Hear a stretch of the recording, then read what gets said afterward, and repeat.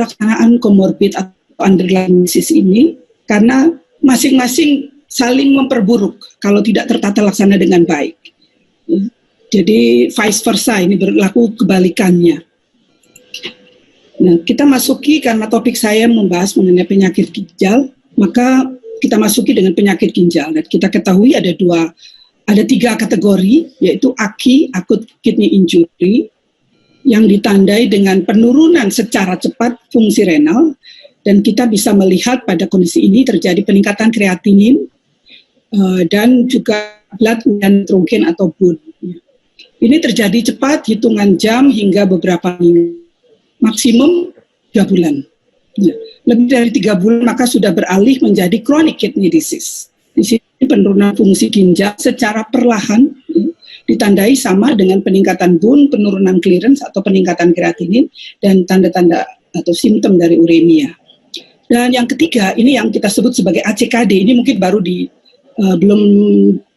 belum terlalu lama dipopulerkan istilah ini, yaitu pada pasien yang sudah mengalami chronic kidney disease, namun semula sebelum mengalami ACKD, dia stage-nya misalnya stage 3. Oleh karena dia diare atau muntah-muntah misalnya, tidak terrehidrasi dengan baik, akibatnya stage-nya jadi turun kalau dihitung, atau kreatinnya tambah naik. Kondisi ini disebut pasien sedang mengalami akut on CKD. Dengan pemberian rehidrasi pada pasien seperti ini diharapkan bisa mengembalikan fungsi ginjal ke sebelum diare tadi. Jadi kalau semula stage 3 mengalami penurunan menjadi bisa stage 4 atau bahkan kalau dihitung dengan Cockcroft jadi stage 5. Dengan pemberian rehidrasi ini bisa akan kembali ke stage 3 lagi. Ini yang disebut sebagai ACKD, acute on chronic kidney disease.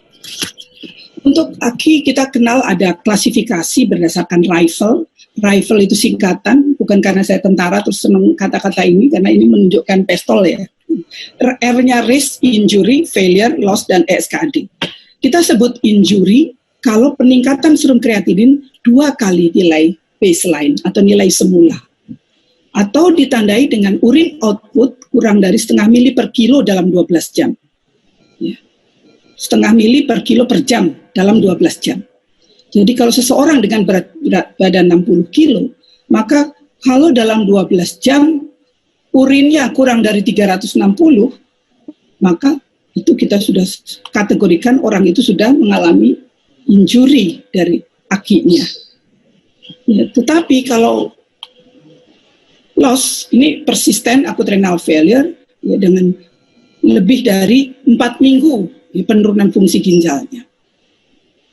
Jadi dari kriteria ini kita semakin jelas mengkategorikan pasien ini naik kreatininnya, jangan teman-teman langsung, wah ini gagal ginjal ini. Kita lihat dulu, ya, dia termasuk AKI yang jenis mana. Karena risk, injury, dan failure ini sangat besar kemungkinannya untuk bisa kembali lagi, reversible.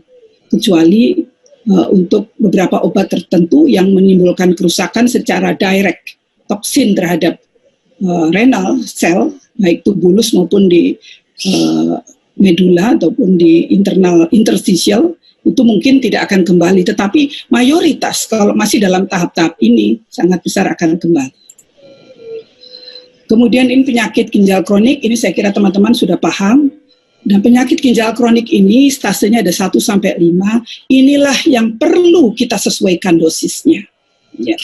Mengapa perlu disesuaikan? Karena di sini sudah terjadi kerusakan struktural dari ginjal. Dan kalau diberikan dengan dosis tetap, tidak ada penyesuaian, bisa terjadi kumulasi. Dan kumulasi ini akan memicu munculnya efek samping obat. Ya. Saya pernah pengalaman tidak menyesuaikan dosis, saya ingin coba dan ternyata betul. Hari ke-10, meropenem saya berikan pada end-stage renal disease, dan dengan klinisi kita sepakat, tidak usah disesuaikan dulu.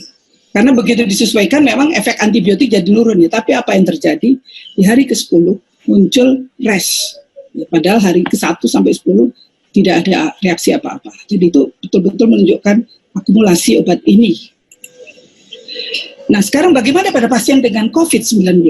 Penyakit ginjal pada COVID-19 kita kategorikan bisa aki atau kronik, misalnya bisa sebagai penyakit penyerta di sini terutama ya.